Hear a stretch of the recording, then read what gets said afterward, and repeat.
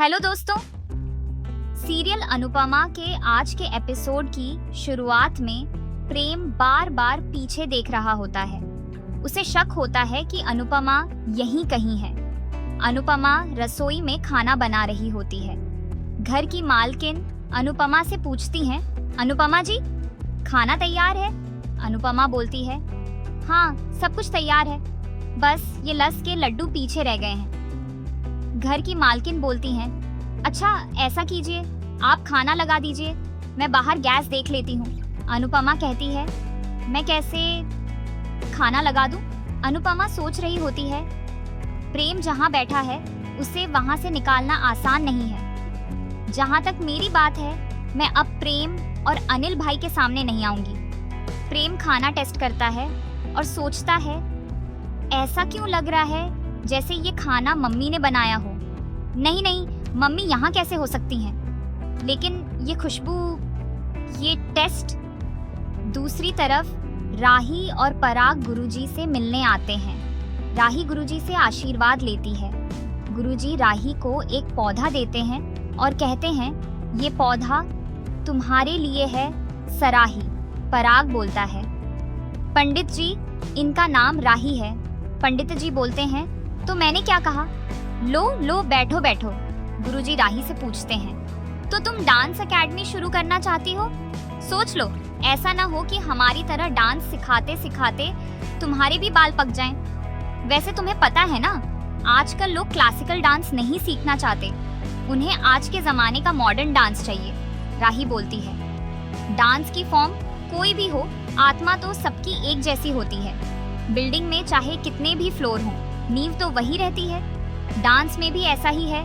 शास्त्रीय नृत्य नींव है। नींव अगर मजबूत हो तो महल आसमान छू सकता है।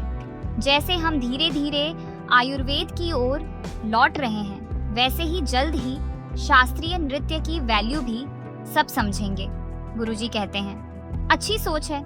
वैसे भी पुराने और नए का संगम बहुत जरूरी है। ठीक है, हम तुम्हें क्लासिकल सिखाएंगे और तुम हमें आज का हिप हॉप। गुरुजी आगे बोलते हैं, वैसे तुम्हारा डांस हमने देखा है, पराग ने तुम्हारे वीडियोस भेजे थे, देखते ही पहचान लिया कि तुमने क्लासिकल डांस सीखा हुआ है। तुम्हारे गुरु का नाम क्या है? राही चुप हो जाती है। दूसरी तरफ गौतम किसी से फोन पर बात कर रहा होता है।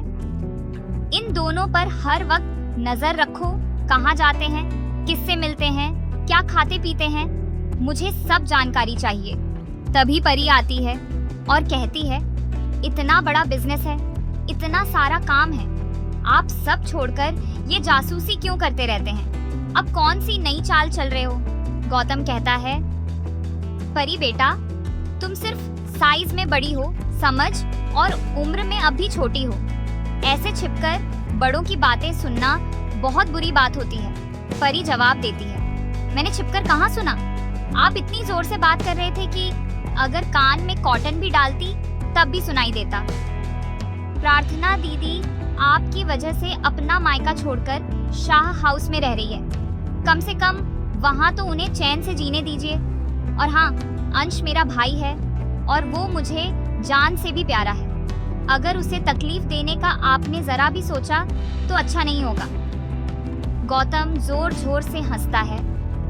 परी परी परी, तुम्हारे खेलने कूदने के दिन गए, अब अपने पति के साथ घूमो, ससुर के पैसों पर ऐश करो।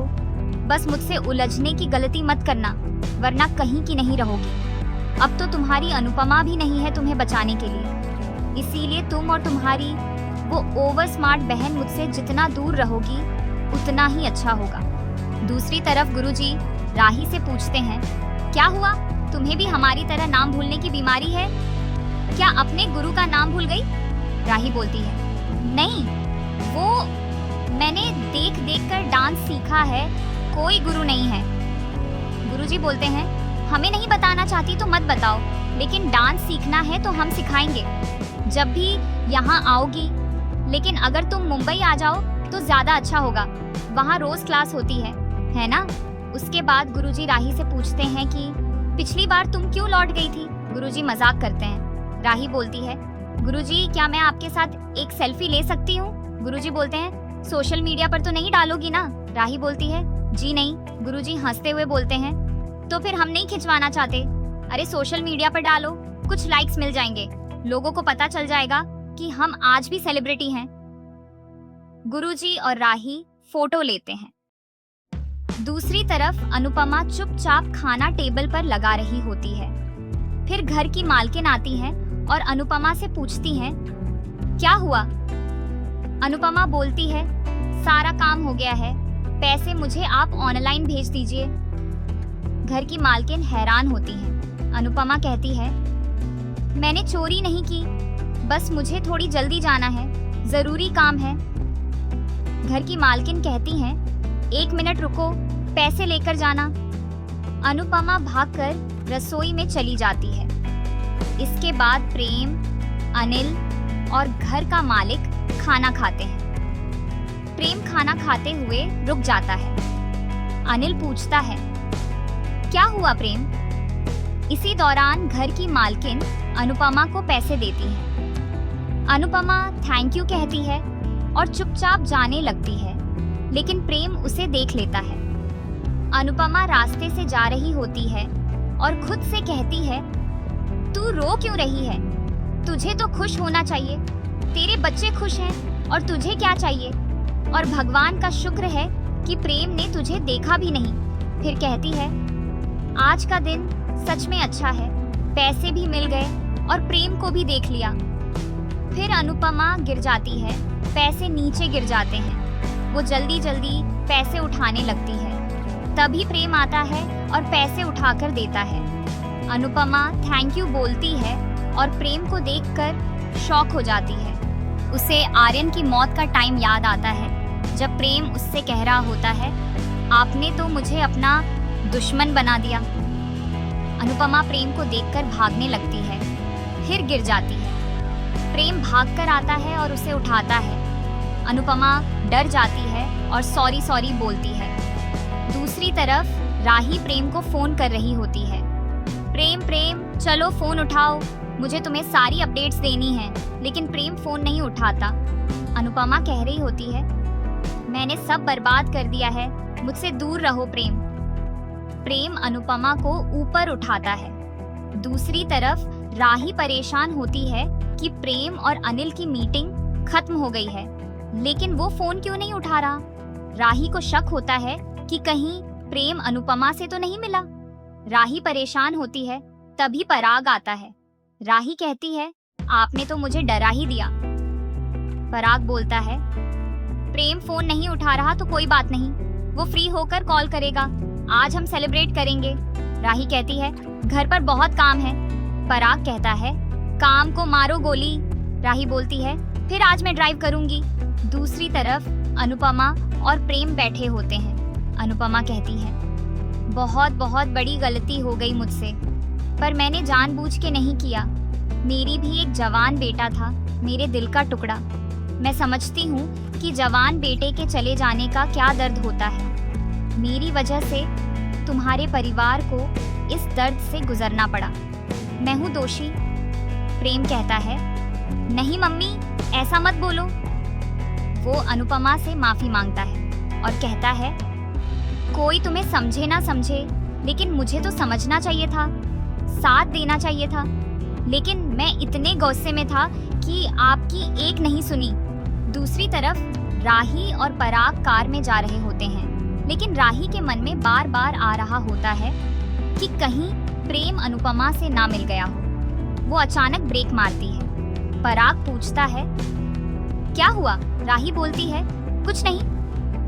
उधर प्रेम बार बार माफी मांग रहा होता है। अनुपमा बोलती है, फिर पराग और राही एक ठेले पर आते हैं। पराग कहता है, मुंबई स्पेशल वड़ा पाव। प्रेम मुंबई में वड़ा पाव खा रहा होगा, हम यहाँ खाएंगे। राही मन ही मन बोलती है, मैं मुंबई से कोई रिश्ता नहीं रखना चाहती, लेकिन मुंबई मेरा पीछा नहीं छोड़ रही। प्रेम वहाँ मम्मी से टकरा ना जाए बस। फिर प्रेम कहता है, बस शांत हो जाओ, मैं जब वापस जाऊंगा तो राही को सब बताऊंगा। वो तुमसे नाराज है, लेकिन जब तुम्हारी सुन लेगी तो भागी आएगी मिलने। आप परेशान मत हो, मैं जाऊंगा और कल उसे लेकर आऊंगा। आप बस टेंशन मत लो।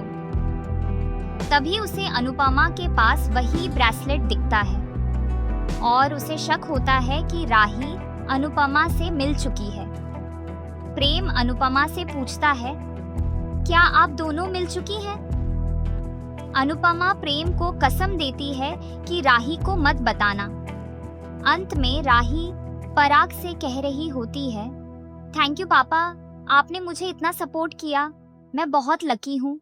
पराग भी कहता है, मैं भी बहुत खुश हूँ कि मुझे तुम्हारी जैसी अच्छी बहू मिली। राही बोलती है, बहू नहीं बेटी, तो आज के लिए बस इतना ही। अगर आपको हमारी वीडियो पसंद आई हो तो लाइक, शेयर और सब्सक्राइब ज़रूर करें।